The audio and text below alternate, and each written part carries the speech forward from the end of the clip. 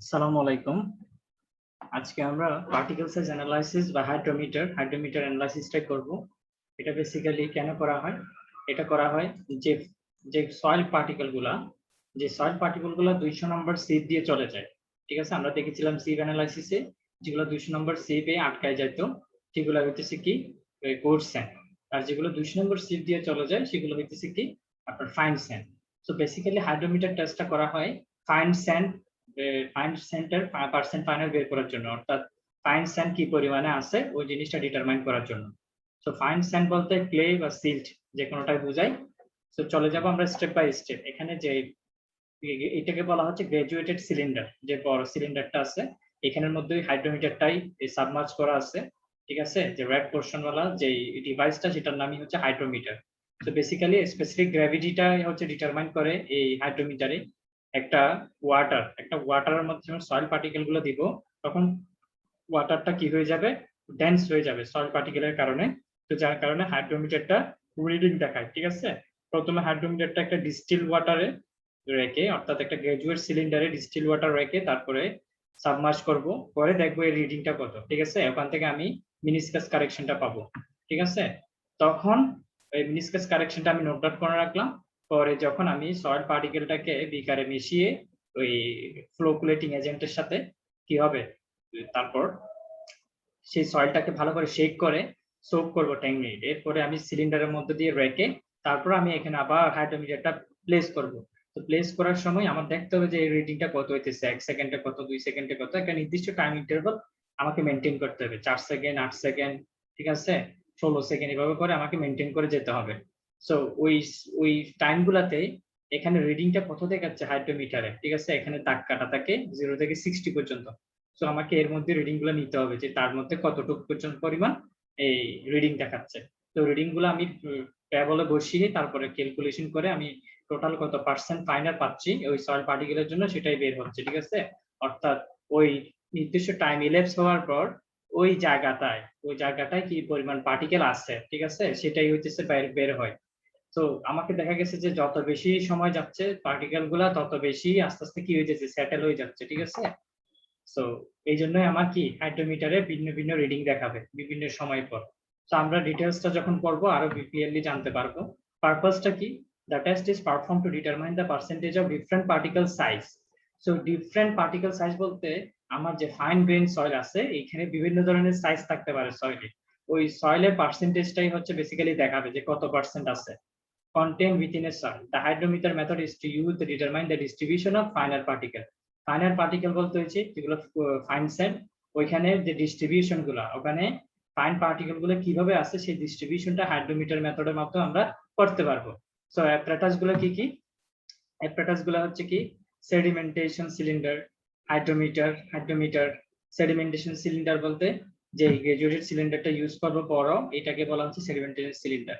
Hydrometer হচ্ছে যে ডিভাইসটা আমরা এখানে পুশ করবো, ঠিক আছে, হাইড্রোমিটার। তারপর হচ্ছে হাইড্রোমিটার জারবাত, একটা জারবাত ইউজ করব। তারপর হচ্ছে ডিসপারসিভ এজেন্ট যেটাকে ফ্লোকুলেটিং এজেন্ট বলেছিলাম। ডিসপারসিভ এজেন্টটা অর্থাৎ সোডিয়াম হেক্সামেটাফসফেট, এই এজেন্টটা ইউজ করে কেন? কারণ এই এজেন্টটা যদি আমি বালির সাথে মিশিয়ে পরে পানিতে অ্যাড করি, বালিগুলো একে অপরের সাথে লেগে থাকবে না, অর্থাৎ সেগ্রিগেশন হবে না। ঠিক আছে? সো এটা সেপারেটলি থাকবে একটা অপরের সাথে, বালিটা সহজে মিশাবে না বা দলা আকার, দলা, অনেক সময় দেখা যায় মাটির কণাগুলো দলা আকারে গঠন করে। সো এই এজেন্টটা মিশানোর ফলে আমার এই দলা আকারটা পাবো না। থার্মোমিটার ইউজ করতে হবে কারণ টেম্পারেচারটা একটা বড় ফ্যাক্টর। টেম্পারেচার যদি আমার নির্দিষ্ট টেম্পারেচার, আমার জন্য এটার জন্য একটা টেম্পারেচার ফিক্স করা থাকে হাইড্রোমিটারের জন্য, ওই টেম্পারেচারের বেশি গেলে কম গেলে আমার কারেকশন করতে হবে। ঠিক আছে? টেম্পারেচার কারেকশন যেটা পজিটিভ বা নেগেটিভ হতে পারে। তো টেম্পারেচার কমলেই আমার হচ্ছে কি আমার টেম্পারেচারের কারেকশন হয় নেগেটিভ, আর যদি টেম্পারেচার বেড়ে যায় টেম্পারেচার কারেকশন হয় পজিটিভ। এই জিনিসটা মাথায় রাখতে হবে। এখন আমি টেস্ট প্রসিডিওর করার আগে আমি কিছু ফিগার দেখাই, তারপরে টেস্টে যাব, তাহলে আরো ইজিলি বুঝতে পারবো। প্রথমে আমাকে জিরো কারেকশন এবং মিনিস্কাস কারেকশনটা ক্যালকুলেট করতে হবে। সো মিনিস্কাস কারেকশনটা কি? প্রথমেই টেস্ট করার আগে আমি একটা গ্রাজুয়েটেড সিলিন্ডারের মধ্যে আমি কি করলাম, হাইড্রোমিটারটাকে বসিয়ে, ঠিক আছে, এই গ্রাজুয়েটেড সিলিন্ডারে টোটাল পানির পরিমাণ থাকবে, ডিস্টিল পানির পরিমাণ 1000 ml পর্যন্ত। সো 1000 ml পর্যন্ত ডিস্টিল পানি নিয়ে ওখানে আমি কি করলাম, গ্রাজুয়েট হাইড্রোমিটারটা বসালাম। বসানোর পর দেখলাম যে এটা রিডিংটা কত। ঠিক আছে, রিডিংটা আমাকে মেজার করতে হবে। এটা 0 দাগের উপর আছে নাকি নিচে আছে সেটাকে মেনটেন করতে হবে। ঠিক আছে, 0 দাগের উপরে নিচে থাকলে আমার মিনিসকাস মাইনাস প্লাস হবে। সেই জিনিসটা মাথায় রাখতে হবে যে পরীক্ষা করার আগে আমার 0 দাগটা যে এই ওয়াটার সারফেস লেভেলের উপরে আছে নাকি নিচে আছে সেই মিনিসকাসটা বেসিক্যালি বের করতে হবে। ঠিক আছে, তারপরে তারপরে কি করব, তারপর আমি 50 গ্রাম না 5 গ্রাম, সরি 5 গ্রাম সোডিয়াম হেক্সামোটোফসফেট, যে এজেন্টটা লাগে আমার বালির সাথে মিশানোর জন্য, সোডিয়াম হেক্সামোটোফসফেটটা 5 গ্রাম নিলাম। ঠিক আছে, নিয়ে নিলাম। তারপর আমি এটা বালির সাথে, বালি নিতে হবে 50 গ্রাম বালি নিয়ে সেটার সাথে মিশাই ফেলবো ভালো করে। ঠিক আছে, মিশিয়ে তারপর আমি পরিমাণ মতো ডিস্টিল ওয়াটার ইউজ করে, পরিমাণ মতো ডিস্টিল ওয়াটার, এটা হচ্ছে 150 ml পর্যন্ত আমি নিতে পারি। আমি আস্তে আস্তে মিশাতে হবে আমাকে। ঠিক আছে, ভালো করে মিশিয়ে তারপর সেটাকে আমি একটা গ্রাজুয়েটেড সিলিন্ডার যেটা আছে একদম বড়, সেই মিশানো ইয়াটাকে সলিউশনটাকে ডিস্টিল পানি সহকারে আবার একদম 1000 ml পর্যন্ত, ঠিক আছে 1000 ml পর্যন্ত সেটাকে গ্রাজুয়েটেড সিলিন্ডারের মধ্যে রাখবো। ঠিক আছে, পানি সহকারে। তো রেখে আমার উপরে একটা ঢাকনা দিয়ে সেটাকে আমার, ঠিক আছে, একটা নির্দিষ্ট সময় অন্তর সেটাকে উপরে নিচে করে ভালো করে নাড়তে হবে যেন সব জায়গায় সলিউশনটা কি হয় ভালো করে মিশে যায়। ঠিক আছে, পার্টিকেল গুলো যেন প্রত্যেকটা জায়গায় সমানভাবে থাকে। এরপরেই আমি কি করব, ওই যে হাইড্রোমিটারটা নিয়ে আমি সাথে সাথে ওইখানে প্লেস করব। ঠিক আছে, হাইড্রোমিটারটা নিয়ে এই জায়গায় প্লেস করব। তো প্লেস করে আমি কি করব, আমার আমার কোনো কারেকশন আছে কিনা সেটা, একটা জিনিস আপনাদেরকে বলতে, এখানে বেসিক্যালি 3টা কারেকশন হয়। একটা হচ্ছে মিনিসকাস কারেকশন, একটা হচ্ছে জিরো কারেকশন, আর একটা হচ্ছে কি টেম্পারেচার কারেকশন। সো মিনিসকাস কারেকশনটাকে বেসিক্যালি 1 ধরা হয়। ঠিক আছে, কারণ আমি দেখি যে পানির সারফেস সবসময় কি সারফেস টেনশনের কারণে একটা কার্ভ করা অংশ থাকে। তাহলে এই হাইড্রোমিটারের সাথে উপরে একটা কার্ভ করা অংশ থাকবে যেটা পানি লেয়ারটা আমরা আসলে খালি চোখে দেখলে বুঝতে পারি না। তো সেই কারেকশনটাকে 1 ধরতে হবে মিনিসকাসকে। আর যেটা বলছিলাম যে 0 দাগের উপরে হবে না নিচে হবে, সেটা হচ্ছে বেসিক্যালি আপনার এই কি বলে, সেটা হচ্ছে আপনার জিরো কারেকশন। তো জিরোর উপরে আছে নাকি নিচে আছে সেটার উপর জিরো কারেকশনটা পজিটিভ নেগেটিভ হিসেবে ধরতে হবে, যত তাক উপরে থাকবে যত তাক নিচে থাকবে। তো জিরো কারেকশনটা মেনটেন করতে হবে, মিনিসকাস কারেকশনটা মেনটেন করতে হবে। এরপরে টেম্পারেচার কারেকশন। টেম্পারেচার কারেকশন আপনার এই ওই সময় আপনার ওই সলিউশনটার টেম্পারেচার কত সেটা থার্মোমিটার দিয়ে মেপে নিতে হবে। তো টেম্পারেচার যতই হবে টেম্পারেচারের জন্য কারেকশন আমি চার্ট থেকে বের করতে পারবো। তো এখানে একটা চার্ট দেওয়া আছে। ঠিক আছে, এই যে টেম্পারেচার কারেকশনের জন্য মনে করেন যে আপনার সলিউশনটা 27 ডিগ্রি, তাহলে টেম্পারেচার কারেকশন হবে 2 + 2। এভাবে করে আপনাকে টেম্পারেচার কারেকশনটা কি করতে হবে, মেনটেন করতে হবে। ঠিক আছে, এরপর আপনাকে কি করতে হবে, যখন সলিউশনটা ভালো করে নেড়ে ফেললেন, তো এরপরে আপনাকে হাইড্রোমিটারটা এখানে প্লেস করে নির্দিষ্ট সময় পর পর, অর্থাৎ সময়টা হচ্ছে কত, সময়টা হচ্ছে আপনার এই প্রথমে হচ্ছে কত, প্রথমে হচ্ছে এই প্রথমে হচ্ছে 0.25 সেকেন্ড। ঠিক আছে, আচ্ছা 0.25 মিনিট। ঠিক আছে, প্রথমে 0.25 মিনিট, তারপর হচ্ছে 30 সেকেন্ড। তাহলে প্রথমে হচ্ছে আপনার 15 সেকেন্ড। ঠিক আছে, তারপর হচ্ছে আপনার 30 সেকেন্ড, তারপর হচ্ছে 1 মিনিট, তারপর 2 মিনিট, 4 মিনিট, 8 মিনিট, তারপর হচ্ছে 15 মিনিট। এভাবে করে আপনাকে 15 মিনিট পর পর আপনাকে রিডিং গুলো নিতে হবে। ঠিক আছে, সো প্রত্যেকটা রিডিং নেওয়ার আগে পরে আমাকে হাইড্রোমিটারটা ডিস্টিল ওয়াটার দিয়ে রাখতে হবে। মানে এটা আমাকে এমন ভাবে নিতে হবে যেন আমার সলিউশনটার মধ্যে পার্টিকেল গুলো যেন ডিস্টারবেন্স না হয়। 10 সেকেন্ড সময় নিয়ে আমাকে হাইড্রোমিটারটা ডিস্টিল ওয়াটারে প্লেস করতে হবে। প্লেস করে আবার রাখলাম, তারপর আবার 1 মিনিট পর মাপলাম, আবার নিয়ে নিলাম, তারপর হচ্ছে আবার দিলাম, আবার 2 মিনিট পর মাপলাম। এভাবে করে আমাকে প্রত্যেকটা টাইমের জন্য অ্যাকচুয়াল রিডিং গুলো কত ওখানে হাইড্রোমিটারের গায়ে লেখা থাকে। হাইড্রোমিটারের গায়ে পানির সারফেসটা যতটুকু পর্যন্ত আসছে সেই রিডিং গুলো এখানে লিখে রাখবো। ঠিক আছে, এরপর আমি এখানে স্টেপ বাই স্টেপ প্রসিজিওরে চলে যাই। Take the fine soil from the bottom pan of the sieve set and place it into a beaker। যেটা বললো যে আমার সিভ অ্যানালাইসিস করার পর প্যানের মধ্যে যে ফাইন সয়েল গুলা থেকে গেছিল সেগুলো নিতে হবে এবং সেগুলো একটা বিকারের মধ্যে রাখতে হবে। ঠিক আছে, সেগুলো একটা কোথায় রাখবো, বিকারের মধ্যে রাখবো। and add 125 ml of dispersing agent sodium hexamotophosphate solution। এরপর ওই বিকারটার মধ্যে, ঠিক আছে, বিকারটা হচ্ছে বেসিক্যালি এই গ্রাজুয়েট সিলিন্ডারের মতোই, যেটা ছোট আকারে এরকম একটা বিকার সেখানে হচ্ছে রাখতে হবে। রেখে আমি এখানে 125 ml এই এজেন্টটা অ্যাড করব বালির সাথে। Stir the mixer until the soil is truly wet, এমন ভাবে মিক্স করতে হবে যেন সয়েলটা পুরোপুরি ভিজে যায়। Let the soil soak for at least 10 minute, আমাকে 10 মিনিট ধরে রেখে দিতে হবে যেন সয়েলটা ভালো করে কি হয়ে যায়, মানে পানিগুলোকে টেনে নিতে পারে। ঠিক আছে, এটা একটা পয়েন্ট গেল। তাহলে প্রথম পয়েন্টটা কি, তাহলে আমি বালিগুলাকে নিব, ঠিক আছে, ফাইন বালিগুলাকে নিয়ে একটা বিকারে রাখবো, সেখানে 125 ml সোডিয়াম হেক্সা মোটাফসফেট অ্যাড করলাম, করে সেটাকে নাড়তে হবে, ভালো করে নাড়তে হবে 10 ধরে। এখানে একটা কথা ওরা লিখে নেয়, সেটা হচ্ছে কি, আমাকে সাথে ডিস্টিল ওয়াটার রিলেট করতে হবে আস্তে আস্তে। আমি সর্বোচ্চ 150 ml পর্যন্ত ডিস্টিল ওয়াটার অ্যাড করতে পারি, যতক্ষণ পর্যন্ত এটা ভালো করে মিক্স হচ্ছে। আচ্ছা, এটা একটা গেল first point. while the soil is soaking add, আচ্ছা এখানে একটা কথা লিখছে, এখানে এই কথাটা আর আসবে না, ওরা এটা ডাবল লিখে ফেলছে। while the soak is soaking add এত ml dispersing into the cylinder and fill it with the distilled water to the mud, এখানে এই 125 ml টা আর আসবে না, এটা একবার যখন বালুর সাথে মিশে ফেলছি এবার শেষ সিলিন্ডারে, তখন আর এত এই জিনিসটা অ্যাড করতে হবে না। ঠিক আছে, তাহলে সয়েলটা যখন বিকারের মধ্যে পানিগুলো সব টানে নিল, তারপর আমাকে আস্তে করে কি করতে হবে, গ্যাজুয়েটেড সিলিন্ডার যেটা আছে ওইখানে কি করতে হবে, ওখানে আমি আপ টু দ্য মার্ক পানি ফিল আপ করতে হবে। Take the reading at the top of the meniscus, আচ্ছা আমি এখনো সয়েলটা প্লেস করি নাই সিলিন্ডারে, ঠিক আছে, গ্যাজুয়েটেড সিলিন্ডারে কি করি নাই, আমি এখনো অ্যাড করি নাই বালিগুলা বা বিকার থেকে নিয়ে ওই সলিউশনটা অ্যাড করি নাই। এর আগে আমাকে হাইড্রোমিটারটা দিয়ে আমার টপ সারফেসে, হাইড্রোমিটার বলতে এখানে যে হাইড্রোমিটারটা দিয়ে সাদা পানির মধ্যে, ডিস্টিল পানির মধ্যে কতটুক পর্যন্ত মিনিস্কাসটা আছে, মানে হাইড্রোমিটারের উপরের লেয়ারে পানিটা কতটুক পরিমাণে টেনে আছে, আমরা এরকম একটা কার্ভ সারফেস দেখবো, সেটা আমাকে মেজার করতে হবে। ঠিক আছে,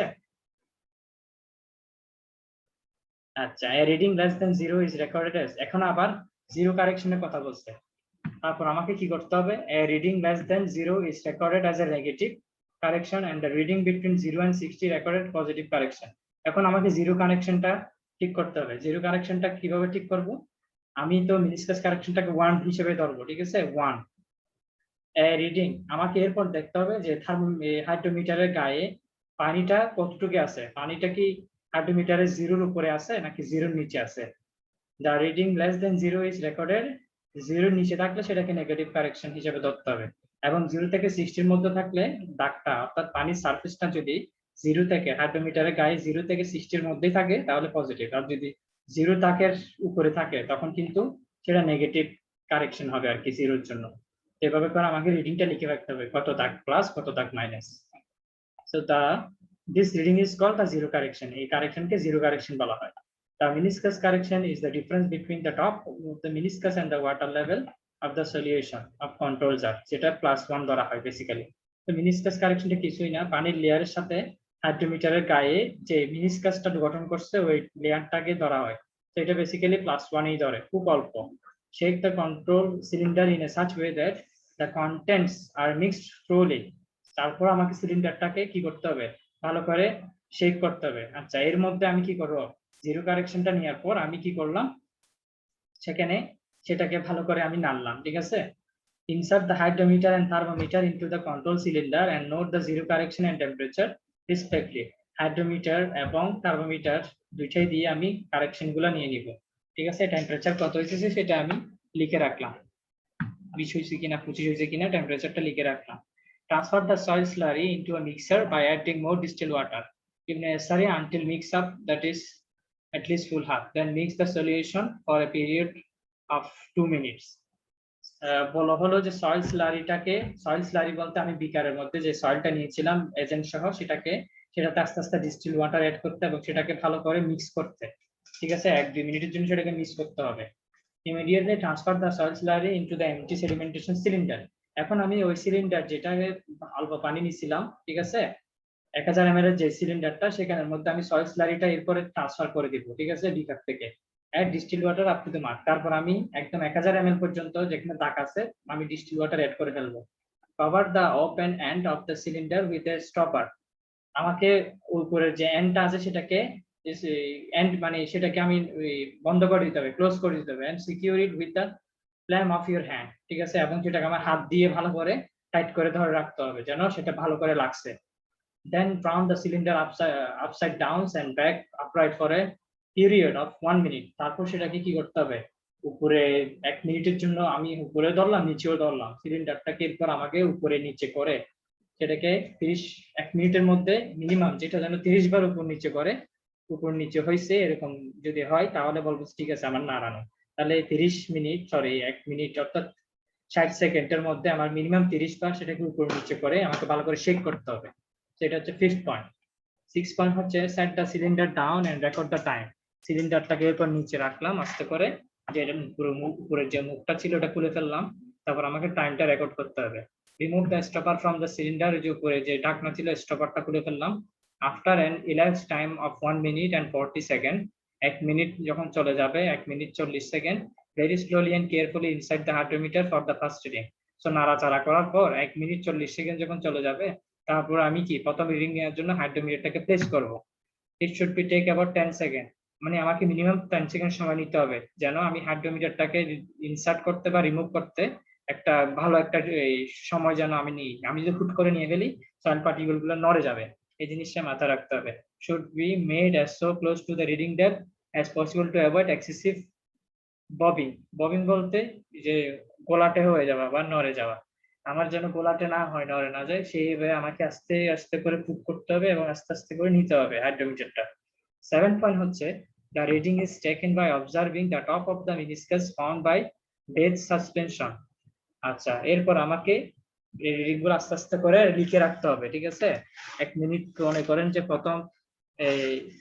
প্রথম 2 সেকেন্ড পরে আমাকে একটা রিডিং নিতে হবে, তারপর 5 সেকেন্ড পরে একটা রিডিং নিতে হবে, 8 সেকেন্ড পরে একটা রিডিং নিতে হবে, 15 সেকেন্ড পরে একটা রিডিং নিতে হবে। সো রিডিং নেওয়ার সময় আমাকে কি করতে হবে, হাইড্রোমিটারটা মিনিস্কাস সহ কাউন্ট করতে হবে, ঠিক আছে। রিডিংটা আমি হাইড্রোমিটারের গায়ে কতটুকু পর্যন্ত, এই যে এখানে পানির সারফেস লেয়ার আছে, হাইড্রোমিটারটা যতটুকু গেছে এখানে লেয়ারের হাইড্রোমিটারের গায়ে নাম্বার গুলো থাকবে, ঠিক আছে। এখানে কত আসছে, 42 আসছে না 43 আসছে, হাইড্রোমিটারের গায়ে নাম্বারটা দেখে লিখে রাখতে হবে। The hydrometer is removed slowly and placed back into the control cylinder very gently and spin it into the control cylinder to remove any particles that may have adhered. তো আমাকে খুব আস্তে করে সিলিন্ডারটাকে রিমুভ করতে হবে, সিলিন্ডারের মধ্যে যে হাইড্রোমিটারটা আছে, তারপর সেটাকে রিমুভ করার পর সেটা ডিস্টিল ওয়াটারে রাখবো, রাখার পর আমি আবার সেটাকে প্লেস করব, ঠিক আছে। প্রতিটা রিডিং নেওয়ার আগে প্লেস করে আবার কি মনে করেন 2 সেকেন্ডে নিলাম, ঠিক আছে, 5 সেকেন্ডে নিলাম, 8 সেকেন্ডে নিলাম।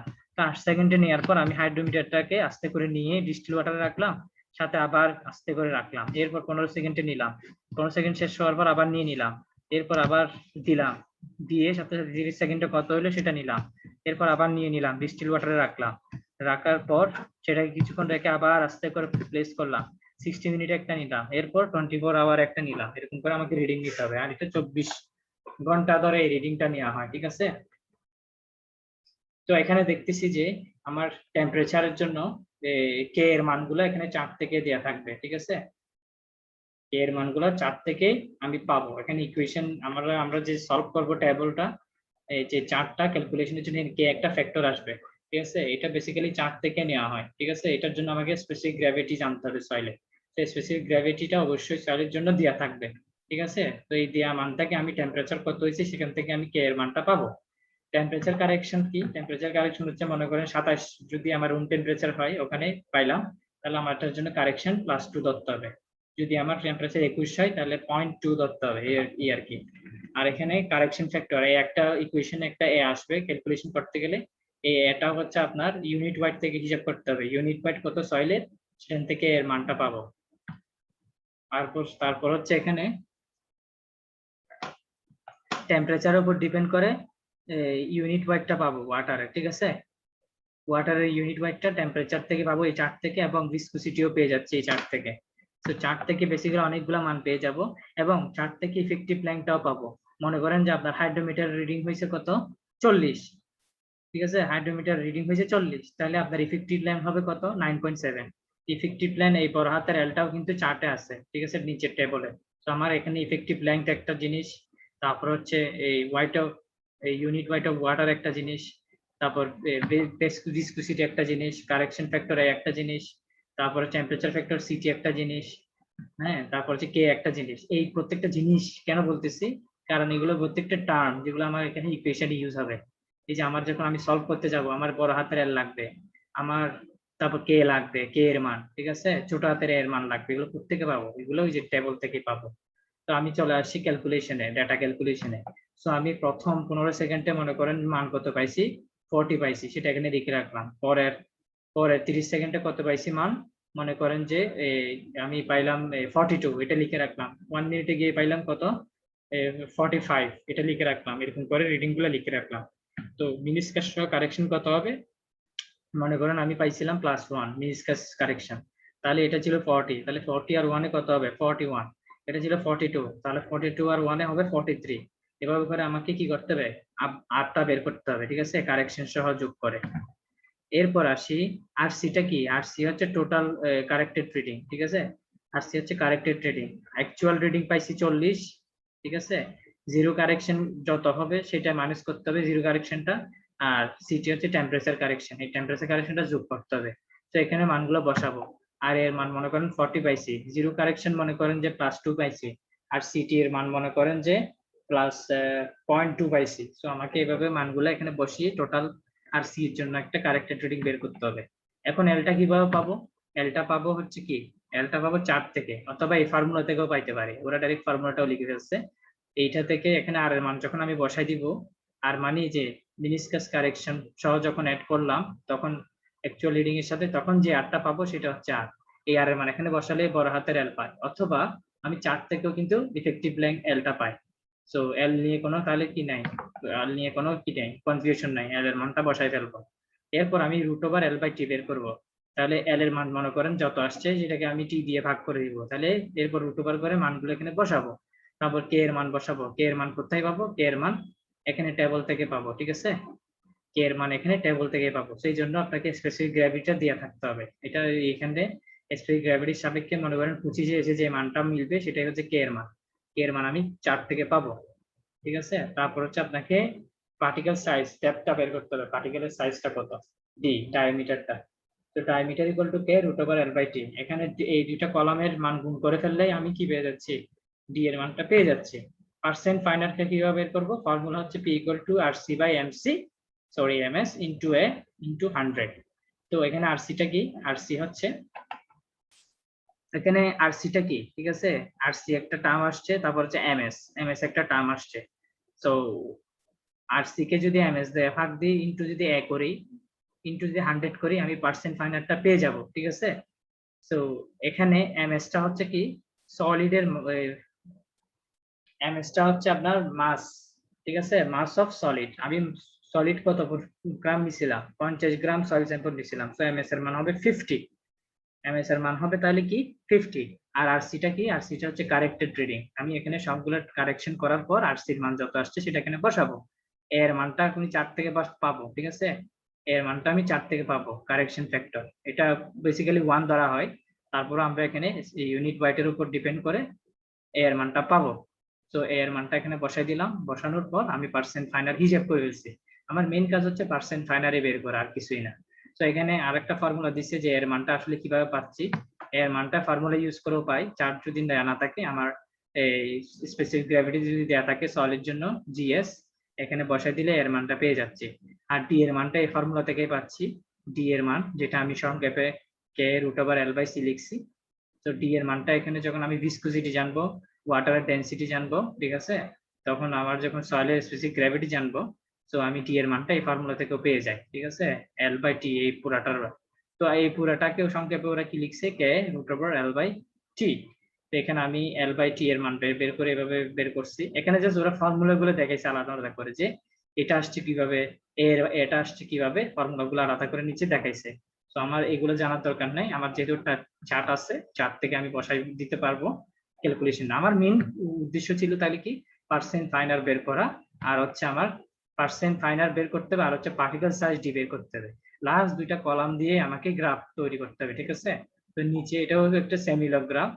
তো সেমিলগ গ্রাফে আমাকে কি করতে হবে, আমাকে নিচে নিচে হবে আপনার পার্টিকেল ডায়ামিটার, অর্থাৎ আপনি সিভের যে ওপেনিং ওটা লিখতে পারেন ডায়ামিটার হিসাবে, পার্টিকেলের ডায়া, আর উপরে থাকবে পার্সেন্ট ফাইনার, 0 থেকে শুরু করে 100 পর্যন্ত পার্সেন্ট ফাইনাল থাকবে, তারপর আপনি একটা গ্রাফ পেয়ে যাবেন এখানে, ঠিক আছে।